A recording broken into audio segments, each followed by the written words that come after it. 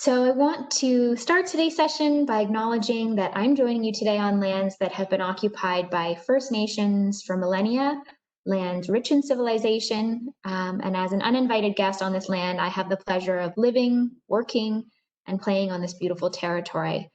And I'm thankful for the Mississauga people who have cared for and who continue to care for these lands. We honor their long history, and commitment to this beautiful territory, and we uphold and uplift the voices and the values of their people. So we respect and affirm the inherent treaty rights of all Indigenous people across Canada and continue to honor the commitments of self-determination and sovereignty we have made to Indigenous nations and people. And it's important, I think, for each of us to think about the relationship we all have with the natural environment, whether that's the land, the water, the earth, the habitat, its ecosystems. And to remember that land acknowledgements, they provide us with an opportunity to offer recognition and respect to the original inhabitants of the regions that we live in and work on. And we're acknowledging not only the ancestral lands, but also the historical and sort of complex intersections of settler impacts on Indigenous histories, economies, ecologies, livelihood, well-being, and governance. And to remember that Indigenous people have been acknowledging the land at the start of gatherings, ceremonies, and events for a really long time. And I think one thing that I've sort of learned through this course and also through learning more about land acknowledgement is why we really do these kinds of things, why they're so important. So providing a land acknowledgement at the beginning of an event or a meeting, I think it gives us time for reflection and demonstrates recognition of Indigenous lands, treaties, and people. It involves thinking about what happened in the past, but also thinking about what changes can be made going forward in order to further the reconciliation process. So land acknowledgements mark a small and important step in that process of reconciliation and building positive relationships with Indigenous people.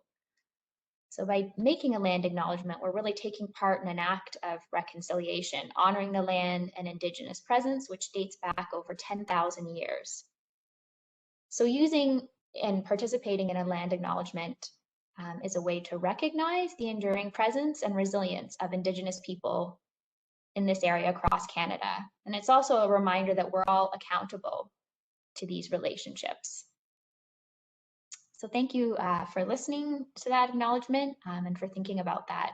And I'm really excited today to be sharing that we're very fortunate to have Dr. Bill Sullivan joining us for our teaching. He's an incredible family physician and bioethicist at Surrey Place Centre and at St. Michael's Hospital here in Toronto. So he's going to be joining us to do some teaching and interacting on this really important topic. So we're really excited to have you here, Dr. Sullivan. But before we get started, Lee wanted to share a bit about her experience with today's topic around healthcare planning.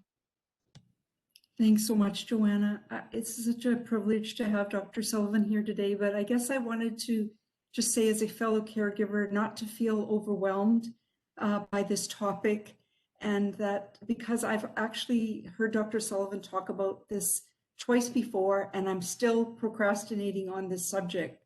So I guess I wanted to be really honest with you that it's maybe a new topic for some of us to even think about. But for many of us, maybe you're like me, where you do have some knowledge about it, but still are sort of not taking maybe the steps of beginning the process of having a conversation around steps, how we can support our loved ones. And I guess what I really learned from Dr. Sullivan so far from listening before is this is a process.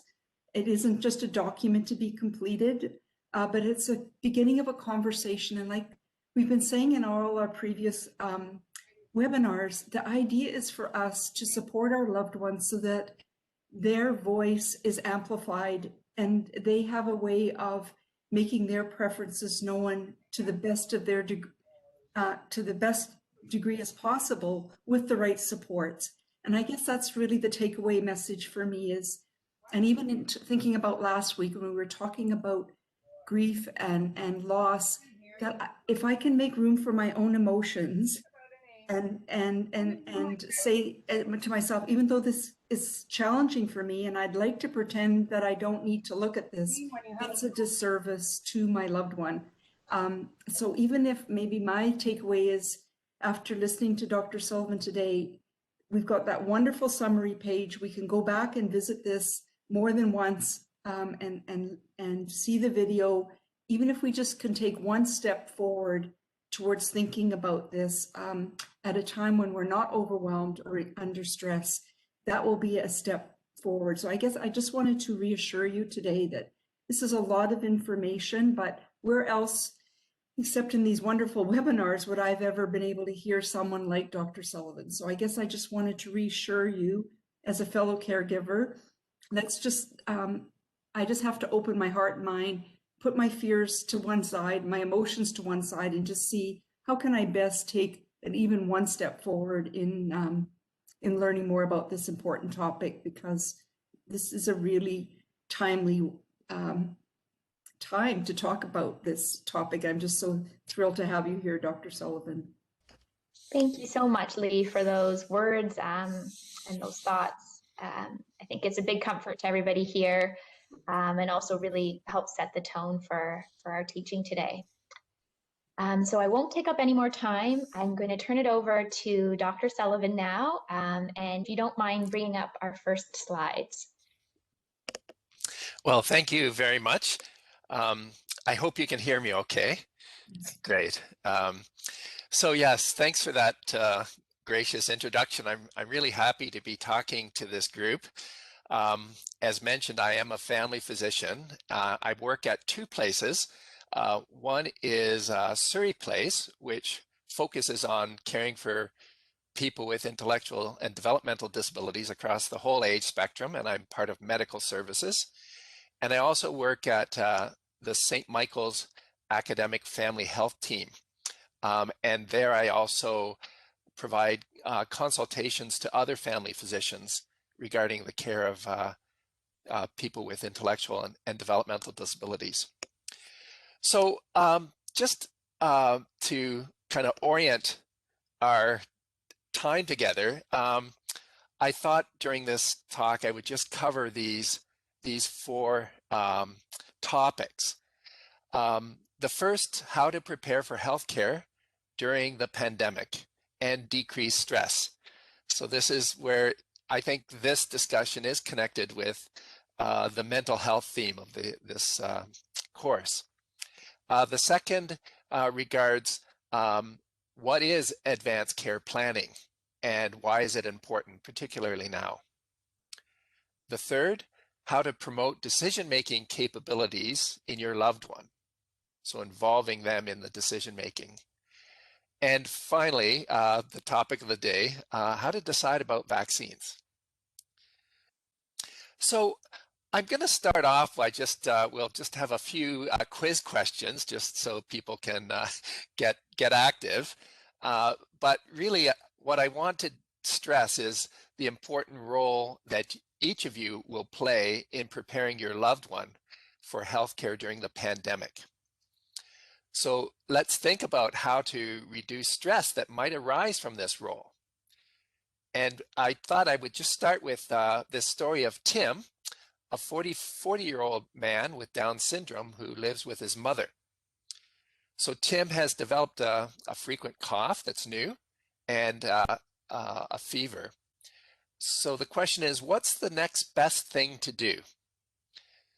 So there was the three choices here, and this is just to kind of just get a bit of a survey. For all of these, believe me, there's no truly right or wrong answer. So the first is take Tim to a COVID test center, put a mask on and isolate Tim, or call Tim's family physician. So that's a nice spread. So let's just go to the next slide. So I would agree with the consensus view on that last one, that really when new symptoms arise, the first question is what is it? And we call it, what is the differential diagnosis? What are the possibilities it could be? And the other issue is how urgent is it? So I'm always reminded by Air Canada, our number one priority is safety. And so, when something new like this arises, that is a priority. And one of the good things about just call your family doctor, nurse practitioner, is that things are somewhat complex now and changing. And you shouldn't feel alone in kind of trying to figure out this kind of complex terrain when it comes to anything that involves a cough or a fever. So let's continue with Tim's story on the next slide.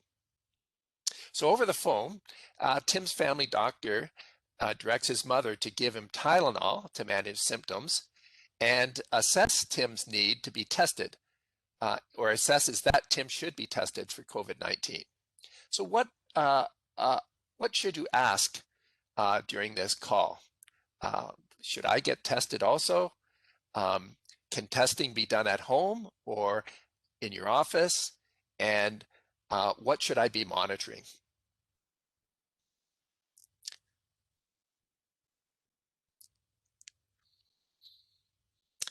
So that's also a good spread. So I think that in many ways, they're all good questions. I think one of the things is just don't hesitate to ask any questions or raise any concerns that either your loved one or you have regarding this situation. And it's important to keep yourself and others in your home healthy as well.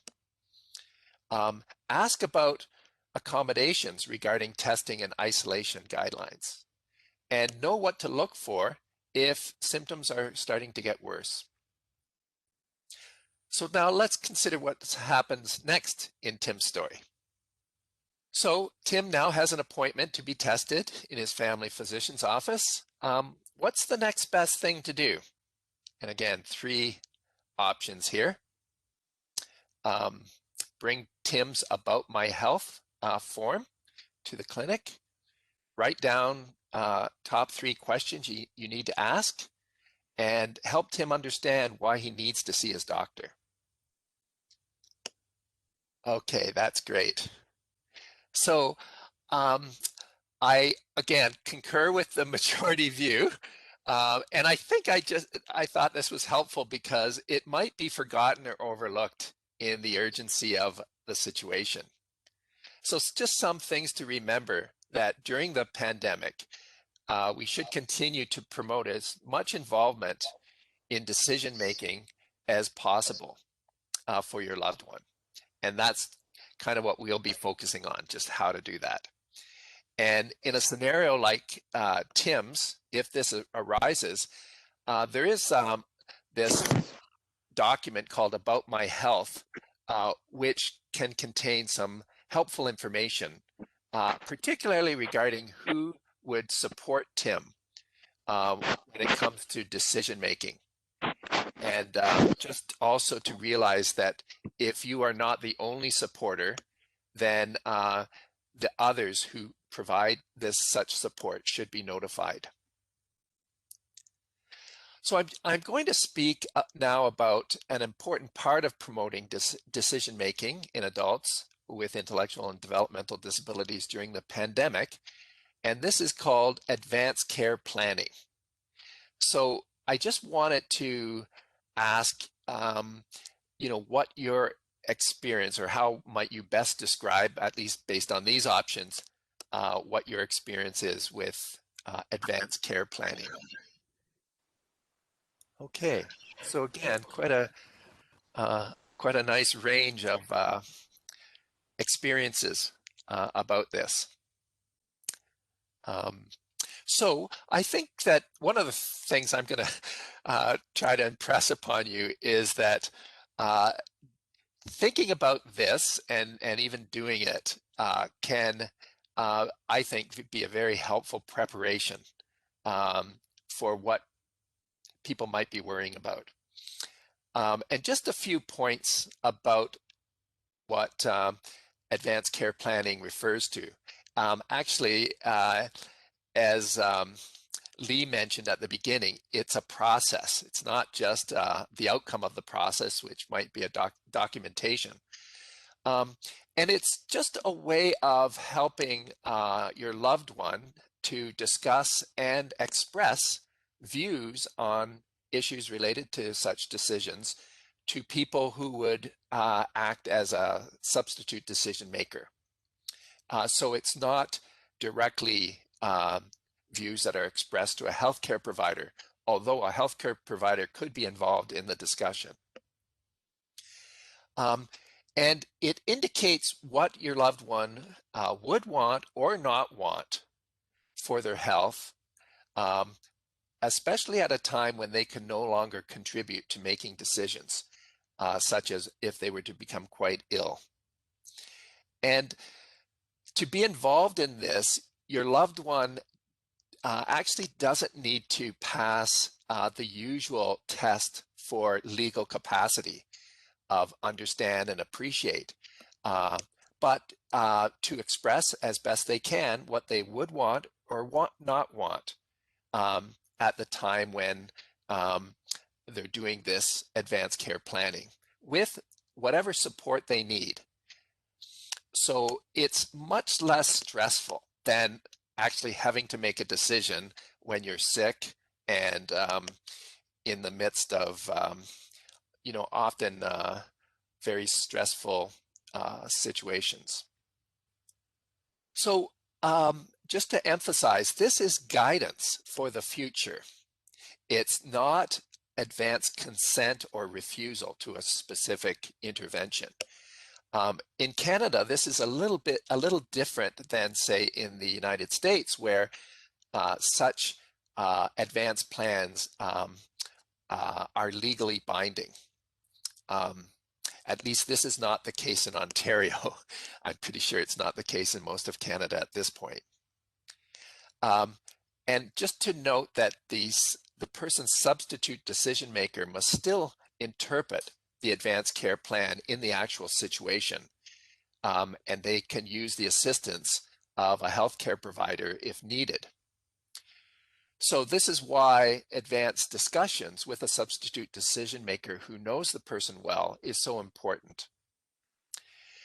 So if your loved one already has an advanced care plan, it might need to be updated with the COVID-19 situation in mind. And I just wanted to note that, this is a condition for which there's recovery if somebody gets ill. It's not necessarily an end-of-life disease. And you may have heard this in some of your news updates, but England's Quality Care Commission reported last December that do not resuscitate orders were issued without consent of certain patients who had COVID-19, including some people with intellectual and developmental disabilities. In other words, the assumption was made that they would not want interventions to get over this. And so that's why it might be a good idea to have a document that makes it clear if that's not a position that you or your loved one would be comfortable with. And the other thing is that the experience of hospital care is quite different during this pandemic. And this doing this sort of advanced thinking helps identify additional supports that might be needed and to limit possible trauma from the hospitalization. And it's also a way of advocating for possibly limited resources during a pandemic. So on the point of advocacy, I think what we want to advocate for is what's in the middle column here. Treatment that reflects who your loved one is and what this person's goals, values, and preferences are. And to somehow resist the alternatives on both sides. So treatment that is offered that the person would not want, and on the other hand, treatment denied or withdrawn that the person would in fact want.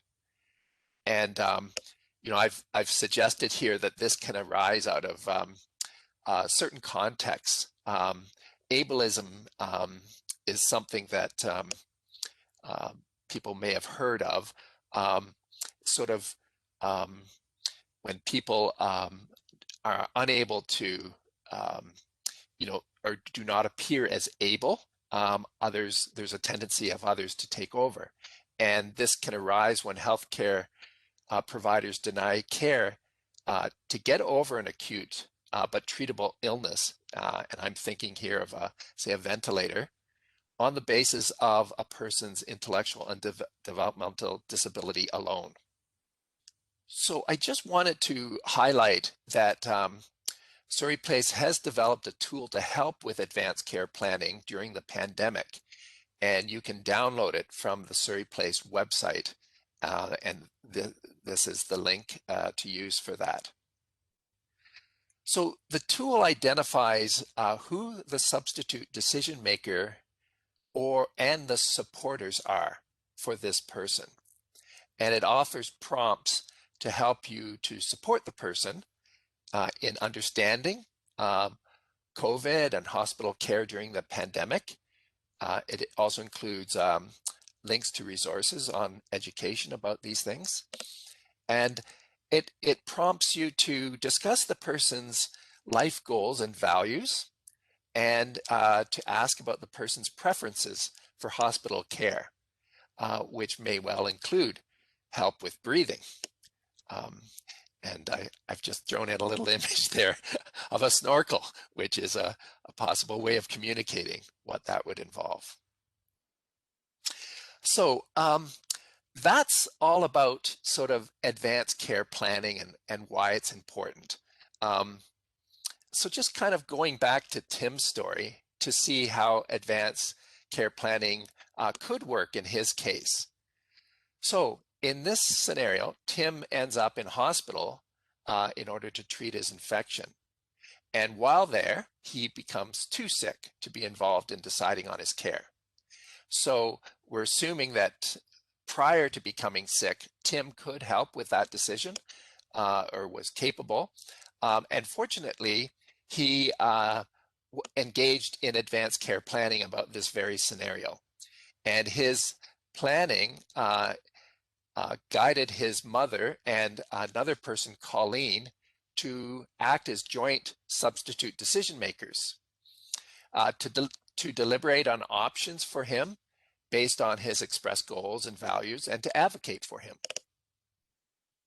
Now, during that advanced care planning, Tim stated that he wanted his cousin Colleen to make healthcare decisions for him as needed during the pandemic if he wasn't able to. He did not want his mother to be stressed.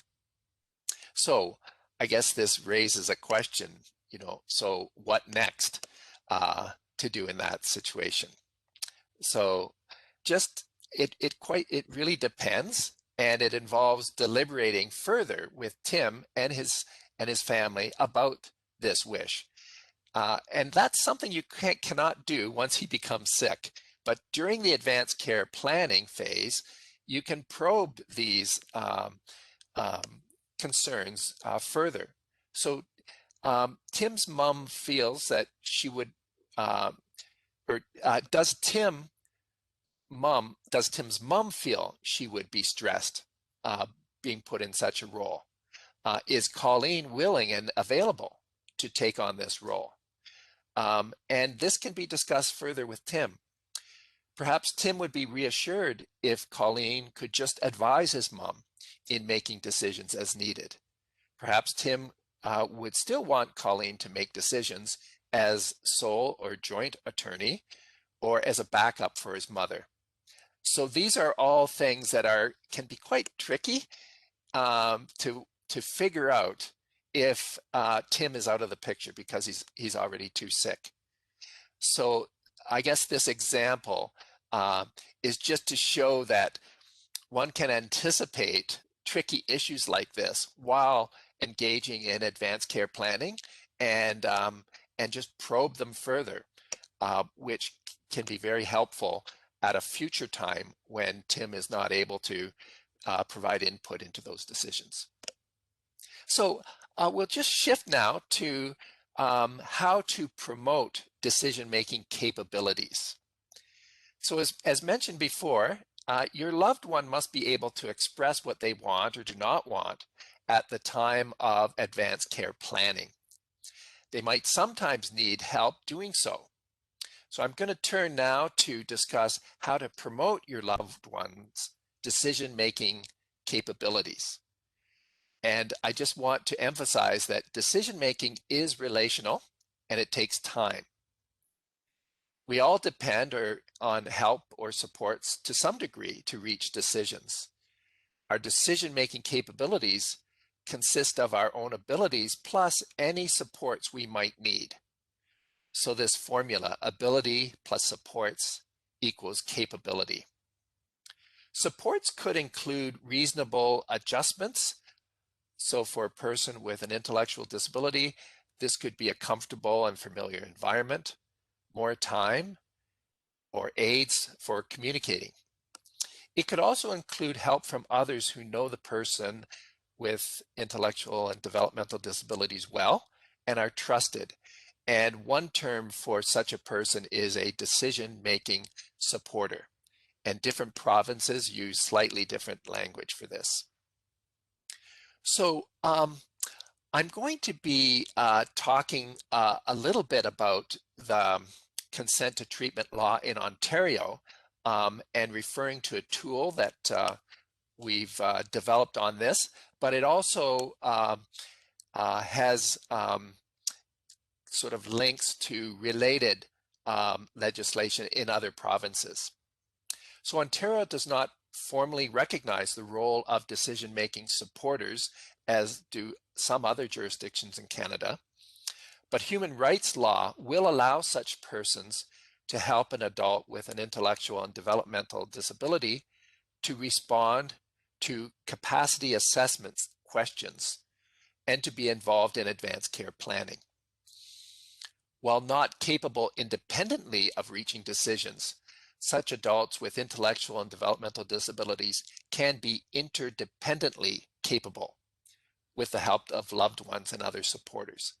And so what I've indicated here in green is that this distinction that I think is often not widely sort of appreciated when medical people are working with people without disabilities is that there is this category of being interdependently capable. That is, capable with decision-making supporters' help. And that really does expand the group of people who are in fact capable quite considerably. And on the far right, this was the case for Tim when he became very ill with COVID-19. He became no longer capable, and so the approach would be the use of a substitute decision maker. So in that situation, the person is unable, even with supports, to make and communicate the decision, or supporters cannot reliably interpret what they're communicating. And in this case, would need a substitute decision maker. So an advanced care plan will, of course, always require a substitute decision maker. So by definition, the plan only comes into effect when that person becomes incapable. So I also wanted to flag that Surrey Place has developed a tool to help identify needed supports to promote interdependent decision-making and advanced care planning. And this is a tool that can be downloaded from the Surrey Place website at that location. So we're now at a point in this pandemic when vaccines are available, and not all adults with intellectual and developmental disabilities are in priority groups for phase 1 and 2 in Ontario with the vaccine distribution plan. We've heard that that's not the case in some other jurisdictions in Canada. But it's important to plan ahead and to start thinking about this issue about the vaccine. Actually, just very recently, Surrey Place has launched this website that provides answers to frequently asked questions and provides resources for family members and other caregivers regarding the vaccines. Lots of questions arise with that. So H-Card has accessible information for adults with intellectual and developmental disabilities on these vaccines. And that can also be accessed at this website. So what I think is helpful, and I'm hoping you'll find helpful when it comes to deciding about vaccines, is just framing the question. What I'm sort of proposing is just a way of thinking about such a decision, and actually any such decision, sort of using this kind of just thinking about the elements for any decision. So there are 4 things to consider in such a decision. The first is the agent, that's the person making the decision. The goal or the end of the decision, what are they hoping for? The best option to reach that goal. And so often there's more than one option, and that's where the big questions and thinking occurs, and that's been also talked about as means. And in this case, we're talking about a vaccine as a means to a goal. And then the specific circumstances surrounding the decision. And part of what I'm trying to stress is the importance of involving and supporting the capabilities of your loved one as much as possible to be an agent of this decision. And then a starting point of advanced discussions regarding the COVID-19 vaccines are the life and health goals of your loved one. Often this isn't actually made explicit. Like, what is it that you're hoping for in the context of this pandemic? Things like to stay healthy, to be able to socialize and access services again, to prevent being infecting others, and perhaps some other things. So that's the point is, those are the goals of the agent, not somebody else. So what is it that that person is hoping for? The further issue, and this is actually the big challenge of these decisions, is trying to match the right option or means to that goal. You need to support your loved one to decide which is the best option in order to realize the goal. Is it to get vaccinated or simply to continue with current public health restrictions? This involves a weighing of benefits and against the trade-offs between risks and burdens of each option. So, for example, take the option of being vaccinated. It could be that to benefit your loved one's goal, a certain degree of risk or side effects and burdens of receiving the vaccine, discomfort or distress, might be worth it and tolerable for your loved one. Sometimes risks and burdens can be reduced by reasonable accommodations. So on the issue of what are the sorts of accommodations that people might need in order to get vaccinated. Say they would have difficulty going into these large vaccination centers, etc. That these are the sorts of things that might need to be thought about. There's a very good website from the United Kingdom regarding such accommodations. There, it's very explicit. It's also the case in Canada that there is a legal duty to provide reasonable accommodations, or they call them reasonable adjustments, in order for people to benefit from things like vaccines.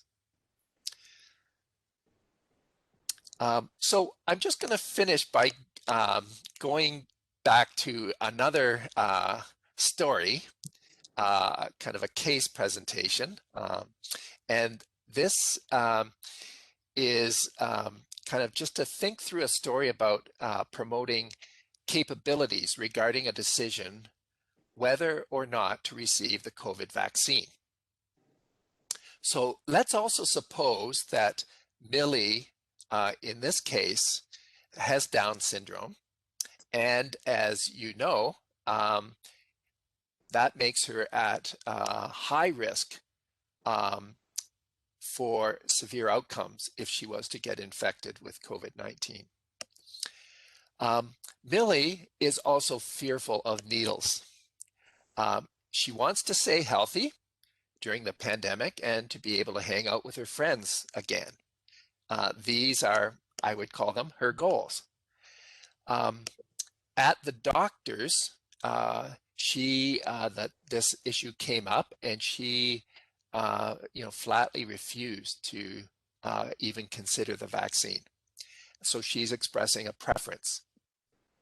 So this case kind of raises a few things that one might need to think about regarding accommodations.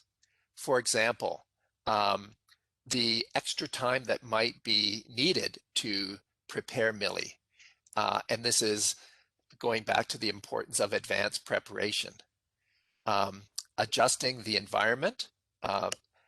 This might include scheduling an appointment where she has sufficient time, involving a support person, a familiar place, and person that might be administering the vaccine, and possibly desensitizing to a needle phobia. So it also makes one think about decision-making supports. So one of the things that this case raises is that what would appear to be, let's say that Millie is really not capable of this decision, or if she's deemed not to be capable. But she is even if not capable, she's not assenting.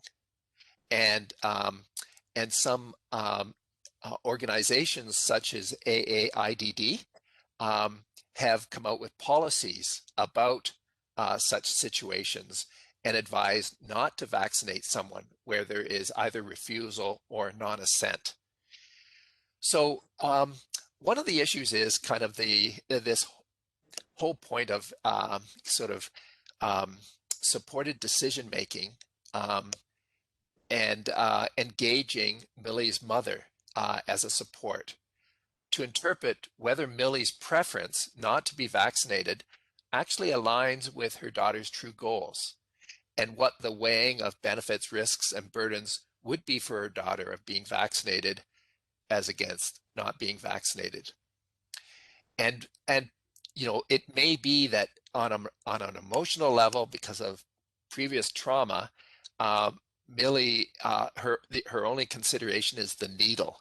And the big issue here is reducing Millie's distress through ways of accommodating people with needle phobias. So anyway, that's not an easy case, but thought that I would just raise that to kind of illustrate a scenario that may well arise um, and requires, careful thinking on how to support someone like Millie. I'm just kind of returning to, what we've gone over. And the first, just by way of summary, is how to prepare for healthcare during the pandemic and decrease stress. And I think part of the point here, it kind of goes back to the Boy Scouts saying to be prepared. And actually that is a good strategy for reducing stress. And so the advice in this case is, try to think about these things in advance. And so we've talked about a way of thinking about a healthcare decision in advance. It's called advanced care planning, and why it is important, especially in the context of a pandemic. This is an infection that people get over. And so if somebody is denied treatment because they happen to have an intellectual disability, that's something to be avoided. And advanced care planning can help to ensure that that doesn't happen. How to promote decision-making capabilities in your loved one. And I think the key point here is that that this formula of abilities and supports equal capabilities. And what we want to do is include as many people, everybody really, as much as possible in their own healthcare decision making with such supports as needed. And then the last was just about how to decide about the vaccines.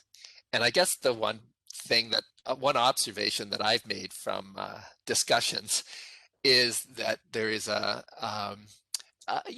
legitimate concern about risks, about the safety of the vaccine, but this is just one element of a much more larger way of framing the decision. And so to kind of think about these decisions as you would any other healthcare decision in this larger framework. So a takeaway question for the last slide is, what one action might you take to promote decision-making capabilities of your loved one? So thank you very much. And I think we have time for some discussion.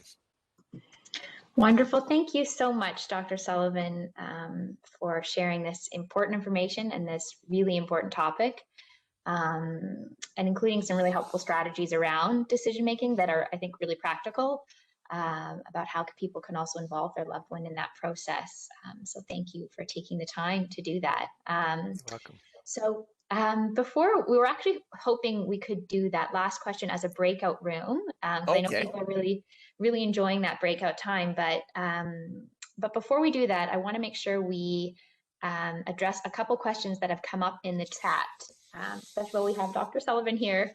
So I see that there's a question from Marilyn around how involved are the lead regional providers in Ontario in providing critical information to provincial and municipal governments to ensure appropriate accommodations are available to individuals with a developmental disability during vaccination. I don't know if you can comment on that. I might need to call on some help for that one. I think it's an excellent question and one that I would raise as well. So this is both a provincial matter. It's also I think it's a national matter. I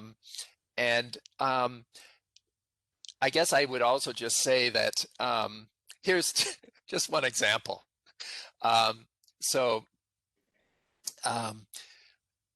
Just yesterday, they had a very big vaccination campaign in Montreal. I just happen to know this because, a relative, because she was over 80, went to this big clinic, and it was in like a hockey arena, and it was for people 80 and over, and they didn't think about it, but many of these people have mobility issues and walkers and so on, and the only way you could get to where they were giving vaccines would require you to navigate a lot of steps.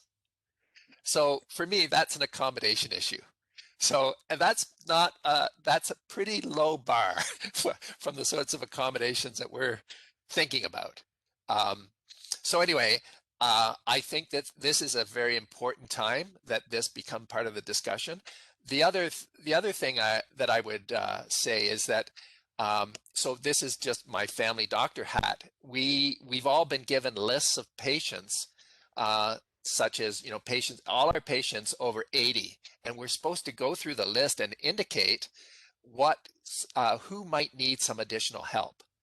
And the help, it can be quite varied, you know, from like some places you have to register online. And so, you know, a lot of people can't do that. Or you have to get transportation to get to the vaccine center, etc. So you can imagine there's going to be lots of things that the community has to sort of rally around people to help them with these practical matters.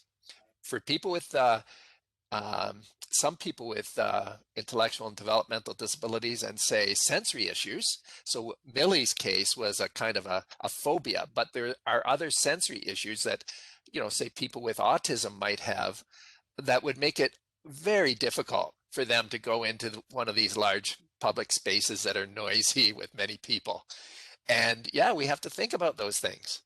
The final thing I'll mention is that there are plans being made for these mobile vaccine groups that will go to various residences for people that would not be able to go to, you know, whatever one of these big vaccination centers.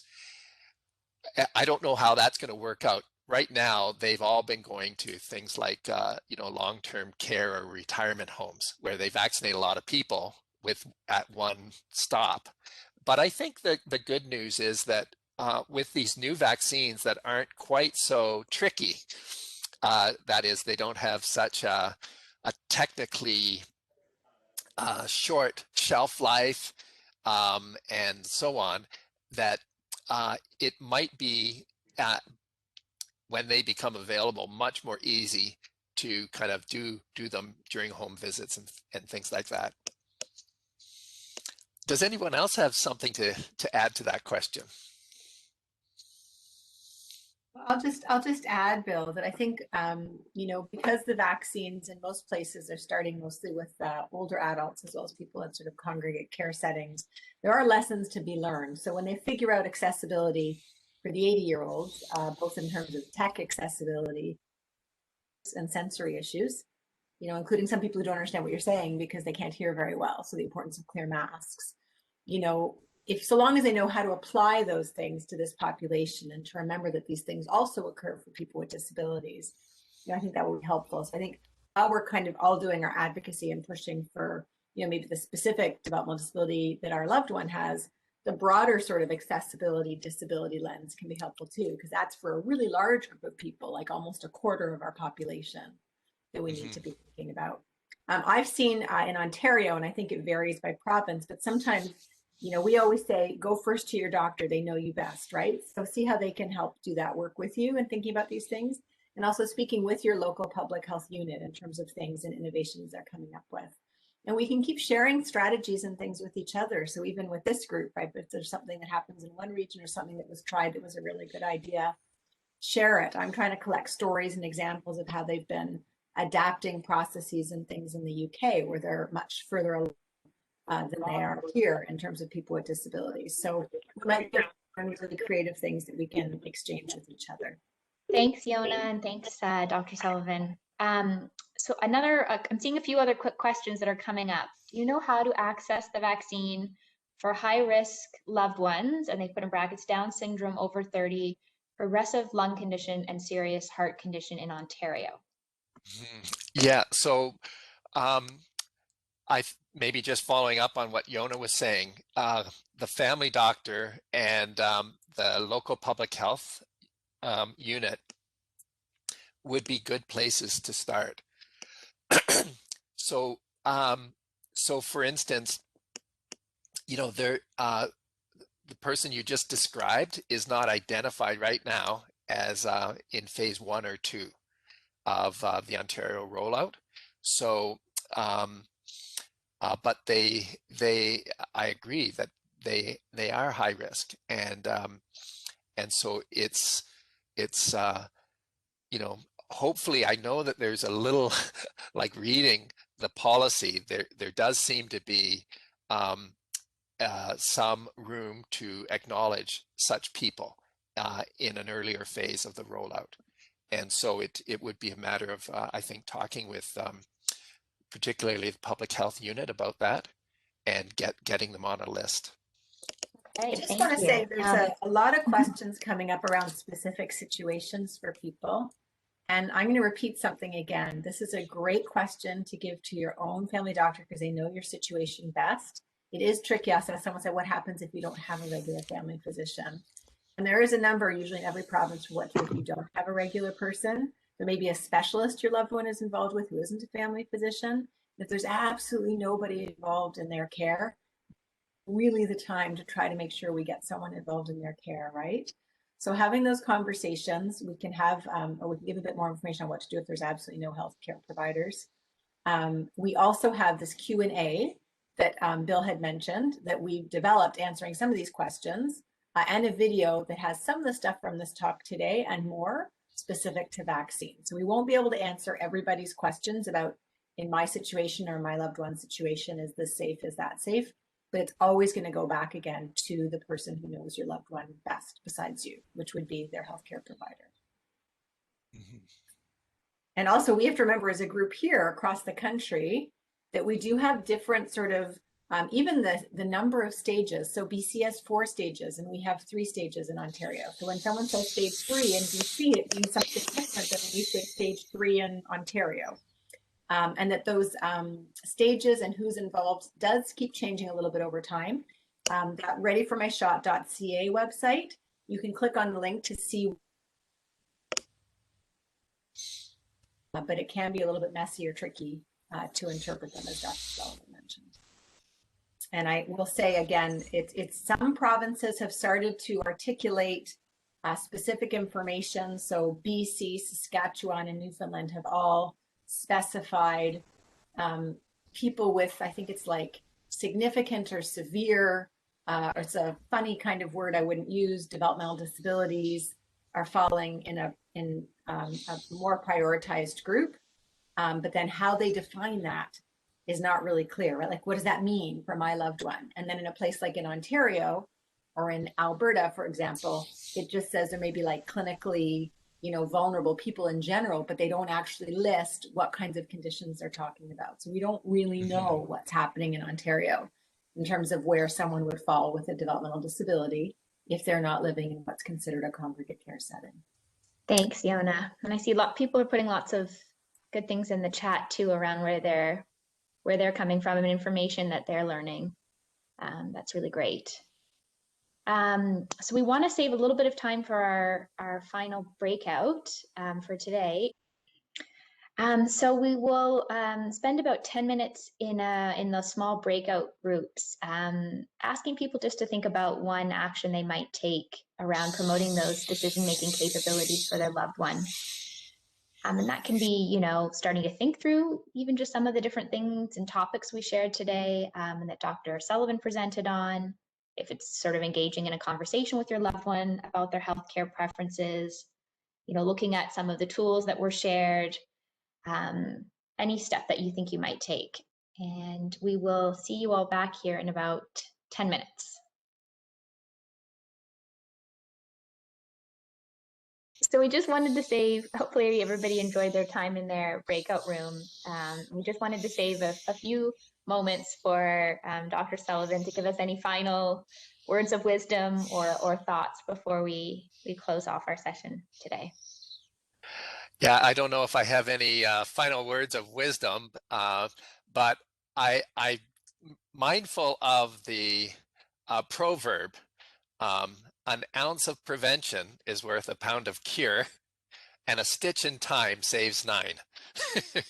So, that it is difficult to maybe face facts, about, you know, things that could happen, especially in the context of a pandemic. The fact is, you know, people will, you know, there's a risk that people get sick, and just to kind of face up to that fact. And if there are some very basic plans, like if so-and-so gets sick, who's going to take care? You know, these are kind of contingencies that might just require some discussions. And I think that there is a mental health component to that, you know, you are thinking about these things anyway, and it's probably bothering you. And just to kind of, you know, be able to talk and come up with some plan, even a plan to make a plan, is a start. Thank you so much for that. And a big thank you, Dr. Sullivan, for taking the time to share this really important information with us, and for making this, you know, difficult conversation sensitive, thoughtful, and informative. And I can see people sharing in the chat how much they appreciated your sharing today as well. So we know how busy you are, and we really do appreciate your expertise and your time. And a big thank you. I think you guys are the real experts. Experts by experience. It's true. It's very true. So thank you everybody for joining us again. And next week, we're going to be talking with you about self-care. So if you're able to bring some self-care with you to the session, whether that's your favorite mug, a nice warm drink, a cozy blanket, a treat to snack on, that would be really lovely. And we're looking forward to our last session together. Everyone. Thanks. Bye. Thank you.